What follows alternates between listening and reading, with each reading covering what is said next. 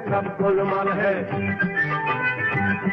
हर सीधे रस्ते की है तेरी चाल है, सीधे रस्ते की है तेरी चाल है। गोलमाल है भाई सब गोलमाल है, गोलमाल गोलमाल गोलमाल है, सब गोलमाल है।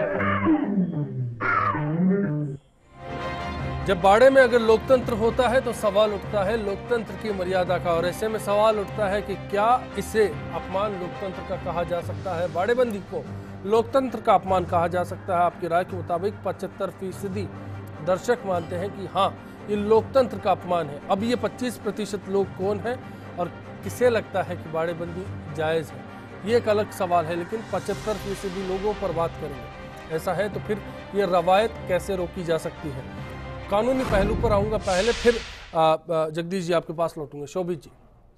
जी साहब, कानूनी पहलू की बात कर रहे हैं शुरुआत से हम लोग। ठीक है, 75% लोग मानते हैं राजस्थान के बाड़ेबंदी जो है अलोकतांत्रिक है।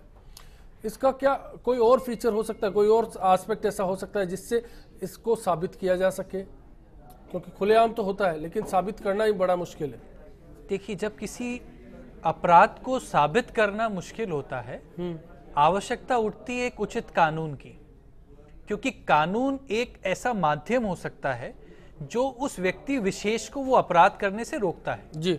अब यहाँ प्रश्न उठता है कि एंटी डिफेक्शन लॉ जब सेंटर में है एमएलए एमपी इलेक्शंस में, तो इस प्रकार का कानून निकाय चुनावों में क्यों नहीं है?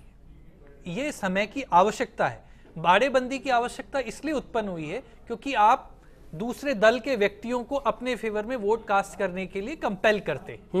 तो उस परिस्थिति से बचने के लिए आप ऐसा कानून लाएं, ऐसा सशक्त कानून लाएं जो कि अन्य चुनावों में व्यवस्था है दल बदल कानून के रूप में। अगर कोई व्यक्ति अपने पार्टी के विरुद्ध जाकर के मत का उपयोग करता है तो उसको सदस्यता प्राप्त करने का कोई अधिकार नहीं है। मैं ऐसा मानता हूं कि यदि इस प्रकार का एक स्ट्रॉन्ग कानून आता है तो आप एक उदाहरण प्रस्तुत करेंगे जो कि बाड़ेबंदी को परोक्ष। चलिए, ये कानूनन तस्वीर हमारे सामने है। 46 निकायों की बात करेंगे, नवंबर 2014 की बात करेंगे।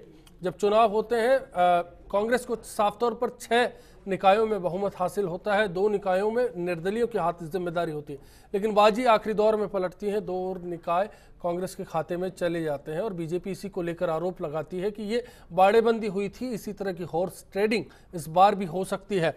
उसको रोकने का क्या विकल्प हो सकता है? और उस बीच सवाल ये भी है, क्या कांग्रेस और बीजेपी दोनों आश्वस्त नहीं है अपने दावों को लेकर?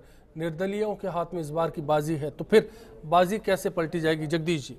मैं एक बात ये पिछली 2-3 दफ़े ये सुझाव दे चुका हूँ, जब ग्रामीण क्षेत्र के जो लोकल सेल्फ है उसके चुनाव हुए और पिछले दफ़े नवंबर में जब 46 के हुए तब भी ये बात मैंने कही थी कि ये इस देश में लोकतंत्र में विश्वास रखने वाले जो बड़े लीडर हुए हैं हमारे, जो सचमुच में विश्वास करते थे, गांधी जी, नेहरू जी, लोहिया जी जैसे लोग, वो कहते थे कि निकाय चुनाव जो है वो राजनीतिक आधार पर होने ही नहीं चाहिए जी, क्योंकि लोकल गवर्नमेंट है और लोकल समस्याओं से उनको काम करना होता है। इसलिए इसमें राजनीति मत फंसाइए, राजनीति उसके ऊपर की बात करिए।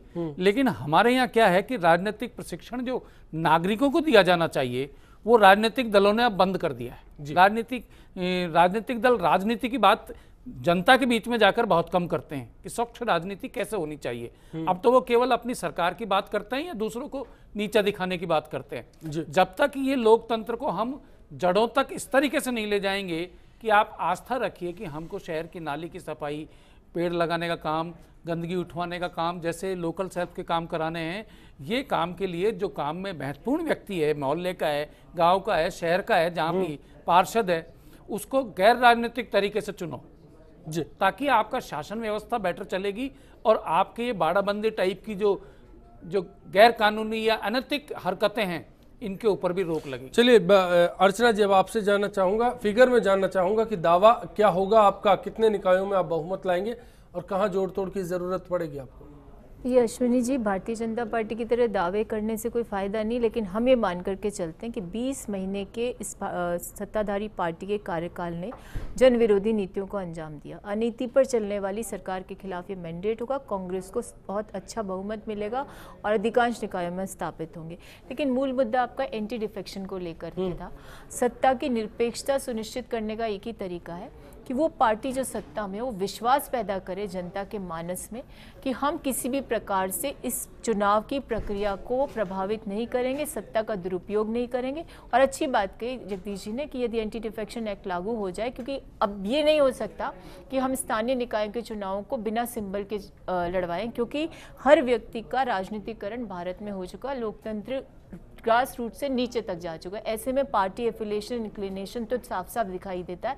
ऐसे में एंटी डिफेक्शन एक्ट का लागू होना स्थानीय निकाय पंचायत राज में आवश्यक है, तब जाकर के इस चीज से निजात पाई जा सकती है। अगर ऐसा दुरुपयोग सत्ता का कर रही होती बीजेपी तो 2 निर्दलीयों के आधार पर बोर्ड कैसे बना लेते? ये बहुमत तो बीजेपी का के आधार पर जब निर्दलीयों का समर्थन इन्होंने ले लिया है, इसका मतलब वहां पर बिल्कुल साफ गोई से काम हो रहा है। सवाल ये है, आप दोनों रुकने वाले नहीं। मेरी बात सुनिए, आपकी बौखलाहट ऊपर से नीचे तक दिख रही है। बीजेपी के बोर्ड बनते हैं फिर तो अध्यक्ष जी बौखला रहे, आप लोग सशंकित हो कि अब जो जनादेश आपके खिलाफ आने वाले इस तरह की भावनाएं व्यक्त कर रहे हो। चलिए, कुल मिलाकर सूरत हाल यही है। राजस्थान में बाड़ेबंदी जारी है, 20 तारीख को नतीजे आएंगे, लेकिन उससे पहले बीजेपी और कांग्रेस दोनों फिक्रमंद है। चिंता इधर भी है और फिक्र उधर भी है। दोनों हालात में नतीजों का इंतजार करना होगा और 21 और 22 तारीख को तस्वीर सामने हो जाएगी कि कौन कहां कितना भारी पड़ा और कौन कहां कितना कमजोर रहा। फिलहाल इतना ही। सभी मेहमानों का शुक्रिया अदा करेंगे। चलते चलते गुलजार साहब के गीत के साथ आज आपको छोड़ के जाएंगे। गुलजार साहब का आज 81वां जन्मदिन है। माचिस का गीत है, फिल्म भी लिखी गुलजार साहब ने, गीत भी लिखा गुलजार साहब। चप्पा चप्पा चारे कचरे। नमस्कार। गोरी चटखोरी जो कटोरी से खिलाती थी, जुम्मे के जुम्मे जो सुर में लगाती थी, गोरी चटखोरी जो कटोरी से खिलाती थी, जुम्मे के जुम्मे